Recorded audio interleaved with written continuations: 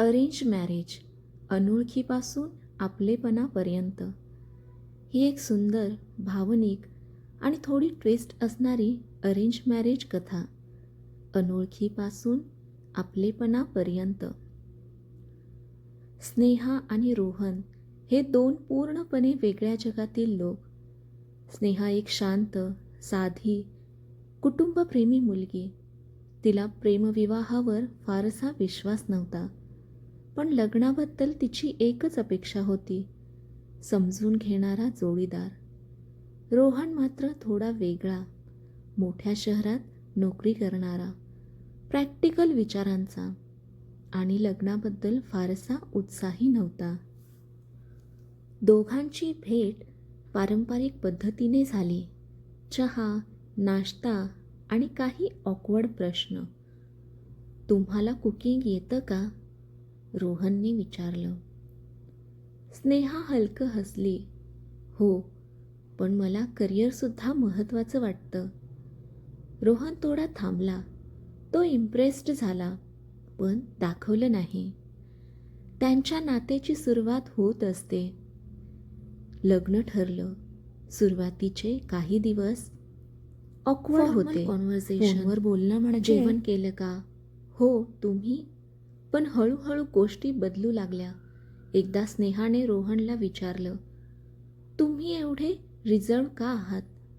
रोहनने पहिल्यांदाच मन मोकळं केलं. माझं एक रिलेशनशिप होतं. ते खूप वाईट पद्धतीने संपलं.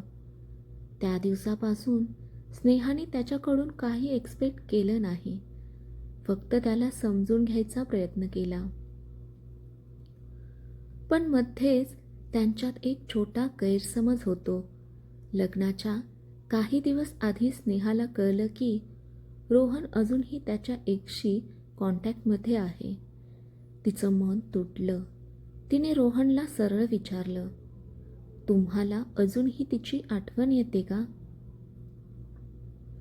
रोहन शांत झाला. आठवण येते, पण आता मला पुढे जायचं आहे. खऱ्या नात्याची सुरुवात होते. त्यांचे लग्न झालं. पहिले काही महिने ॲडजस्ट करताना गेले. छोटे भांडण, छोटं हसू. एक दिवस स्नेहा आजारी पडली. रोहनने तिची काळजी घेतली. औषधं, जेवण, सगळं.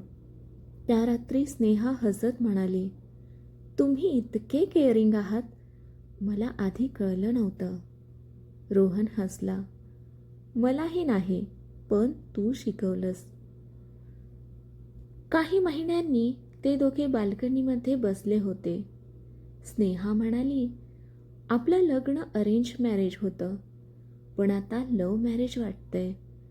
रोहन तिचा हात धरत म्हणाला, कधी कधी अनोळखी लोकच आपले होतात आणि तेच खरं प्रेम असतं. थोडक्यात काय, तर अरेंज मॅरेजमध्ये प्रेम नसतं असं नाही. ते फक्त हळूहळू वाढतं, समजून घेण्याने आणि विश्वासाने. अनोळखीपासून आपलेपणापर्यंत. नात्याची खरी परीक्षा नेहमीच द्यायला लागते. लग्नाला 6 महिने झाले होते. स्नेहा आणि रोहनचं आयुष्य आता स्थिर होतंय असं वाटत असतानाच एक नवीन वादळ येणार होतं. काहीच दिवसात सासरचं वास्तव तिच्या समोर येऊ लागलं. रोहनच्या आईला स्नेहा अजूनही पूर्णपणे आवडली नव्हती. आजकालच्या मुलींना घर सांभाळता येत नाही, ती नेहमी टोमणे मारायची. स्नेहा प्रयत्न करत होती, घर, नोकरी सगळं बॅलन्स करण्याचा, पण प्रत्येक वेळी काहीतरी कमी पडायचंच. दरम्यान रोहनचं वागणंही बदललेलं भासत होतं. ऑफिसमध्ये प्रोजेक्टचा ताण वाढला होता. रोहन उशिरा घरी यायला लागला. एक दिवस स्नेहाने विचारलं, तुम्ही इतके दूर का वाटताय? रोहन चिडून म्हणाला, कृपया मला थोडा स्पेस दे, रोजचे प्रश्न नकोत. त्या शब्दांनी स्नेहा आतून तुटली. तोच जुना गैरसमज परत आला. एक रात्री स्नेहाने रोहनचा फोन पाहिला. त्यात त्याच्या एक्सचा मेसेज होता, आय स्टील मिस यू. स्नेहाचं डोकं फिरलं. हे सगळं काय आहे? तिने रडत विचारलं. रोहन थोडा वेळ शांत बसला. ती फक्त जुनी ओळख आहे. मी काही चुकीचं करत नाही. पण स्नेहासाठी ते खूप होतं. त्या रात्री मोठं भांडण झालं. स्नेहा म्हणाली, मी इथे फक्त ॲडजस्ट करायला आली नाही. मला रिस्पेक्ट आणि ट्रस्ट पण हवा आहे. आणि ती काही दिवसांसाठी माहेरी निघून गेली. रोहनला एकटेपणाची जाणीव होऊ लागली. घर रिकामं झालं. रोहनला पहिल्यांदाच जाणवलं, स्नेहा फक्त त्याची पत्नी नाही, ती त्याच्या आयुष्याचा भाग बनली आहे. आईचे शब्द, ऑफिसचा ताण सगळं बाजूला ठेवलं, पण स्नेहाचं हसणं, तिचं बोलणं सगळं मिस होऊ लागलं. त्याने मनापासूनचा प्रयत्न करायचे ठरवले. रोहन स्नेहाच्या माहेरी गेला. दरवाजावर उभा राहून तो म्हणाला, मला कळलंय, मी चुकलो होतो. मी तुला गृहीत धरलं. स्नेहा शांत होती. रोहन पुढे म्हणाला, मी त्या चॅप्टरला पूर्णपणे संपवतो, कारण मला माझं फ्युचर तुझ्यासोबत हवं आहे. दोघे पुन्हा एक सुरुवात करायचं ठरवतात. स्नेहाच्या डोळ्यात पाणी आलं. मला फक्त एवढंच हवं होतं की तुम्ही माझ्यासाठी उभे राहावं. रोहनने तिचा हात धरला. आतापासून नेहमी. त्यांच्या नात्याला नवीन वळण मिळाले. घरी परतल्यावर रोहनने आईशी स्पष्ट बोलणं केलं. हळूहळू वातावरण बदलायला लागलं. नातं टिकवण्यासाठी प्रेम पुरेसं नसतं. विश्वास, संवाद आणि एकमेकांसाठी उभं राहणं गरजेचं असतं. स्नेहा आणि रोहनचं आयुष्य पुन्हा एकदा सुरळीत चालायला लागलं होतं. पण यावेळी आयुष्य त्यांच्यासमोर एक मोठा निर्णय ठेवणार होतं. त्यांना एक आनंदाची बातमी मिळाली.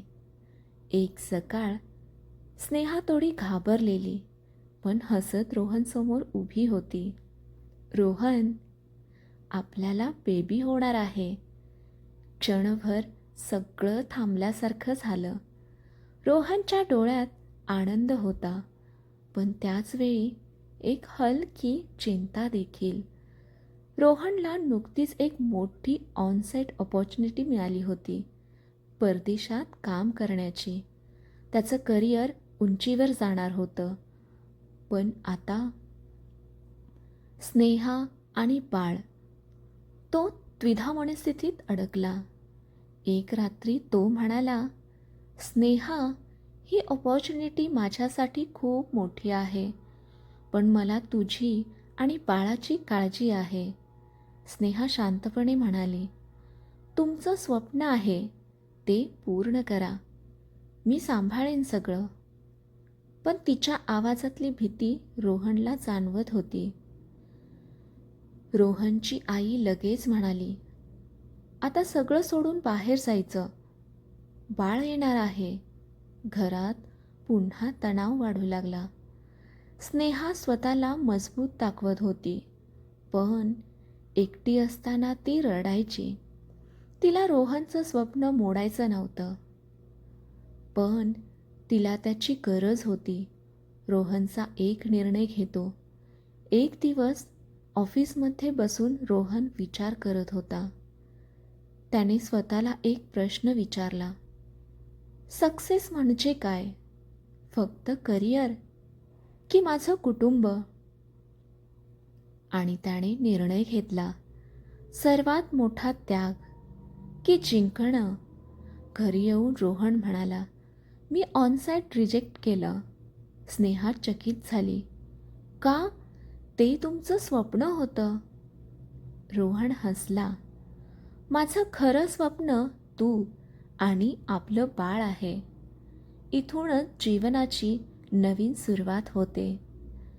काही महिन्यांनी त्यांच्या आयुष्यात एक छोटंसं गोंडस बाळ आलं. घरात पुन्हा आनंद भरून गेला. रोहनने स्नेहाचा हात धरून म्हटलं, आपलं अरेंज मॅरेज होतं, पण आज मला वाटतं हेच माझं बेस्ट डिसिजन होतं. स्नेहा हसली, कारण आपण ते लव्ह मॅरेज बनवलं. खरं प्रेम म्हणजे एकमेकांसाठी सॅक्रिफाईस करणं नाही, तर एकमेकांच्या स्वप्नांना समजून घेऊन योग्य निर्णय घेणं. अनोळखीपासून आपलेपणापर्यंत. वेळेनुसार थोडासा समजुतीने पूर्णत्व, काळ आणि प्रेमाची खरी जाणीव होते आणि ती जाणीव आयुष्यभर टिकते. वर्ष सरली.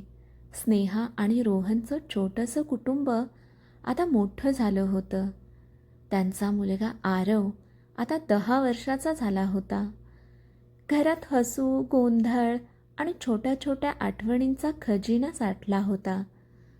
नात्यात एक प्रकारची परिपक्वता आली होती. एक संध्याकाळ बाल्कनीत बसून स्नेहा चहा पित होती. रोहन तिच्या बाजूला येऊन बसला. आठवतंय का आपली पहिली भेट? तो हसत म्हणाला. स्नेहा हसली. हो, किती ऑकवर्ड होतो ना पण. दोघेही हसले. त्या रात्री आरवने अचानक विचारलं, आई बाबा, तुमचं लव्ह मॅरेज आहे का अरेंज? दोघे एकमेकांकडे पाहून हसले.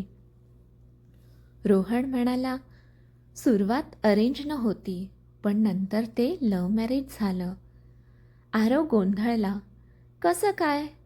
स्नेहा त्याच्या शेजारी बसली आणि त्याला म्हणाली, बाळा, प्रेम लगेच होत नाही, ते हळूहळू तयार होतं. विश्वास, काळजी आणि एकमेकांना समजून घेतलं की ते प्रेम बनतं. आरवने मान हलवली. पण त्याच्या डोळ्यात एक चमक होती. त्यांच्या आयुष्यात एक अनपेक्षित वळण आले. एक दिवस रोहन ऑफिसमधून परत येताना थोडा अस्वस्थ झाला. डॉक्टरांनी तपासलं. तुम्हाला थोडा आराम घ्यावा लागेल. स्नेहा घाबरली. यावेळी ती रोहनसाठी उभी होती, जसा तो तिच्यासाठी होता.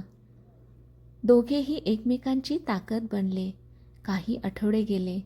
स्नेहाने घर, ऑफिस आणि रोहन सगळं सांभाळलं. रोहन तिच्याकडे पाहून म्हणाला, तू नसतीस तर मी काहीच नाही. स्नेहा हसली. आणि तुम्ही नसता तर मी पूर्ण नाही. त्यांनी जीवनाचा सार समजून घेतला. काही दिवसांनी सगळं पुन्हा सुरळीत झालं. त्या रात्री तिघेही एकत्र बसले होते. रोहन म्हणाला, जीवनात परफेक्ट पार्टनर नसतं, पण जो इनपरफेक्ट असूनही तुमच्यासाठी परफेक्ट बनतो तोच खरा जोडीदार. स्नेहाने त्याचा हात घट्ट पकडला. शेवट, जी खरी सुरुवात आहे. आकाशात तारे चमकत होते. स्नेहा मनात म्हणाली, हे नातं देवाने ठरवलं होतं, पण आपण ते प्रेमाने जपलं. रोहन तिच्याकडे पाहून हसला, जणू त्याला तिचं मन कळलं होतं. अरेंज मॅरेज असो किंवा लव्ह मॅरेज, खरं नातं तेच जे वेळेसोबत मजबूत होतं आणि प्रत्येक कठीण क्षणी एकमेकांच्या सोबत उभं राहतं. कथा आवडली असेल तर कथेला लाईक करा, शेअर करा आणि आपल्या चॅनेलला सबस्क्राईब करा. ही कथा वाचल्याबद्दल, ऐकल्याबद्दल धन्यवाद.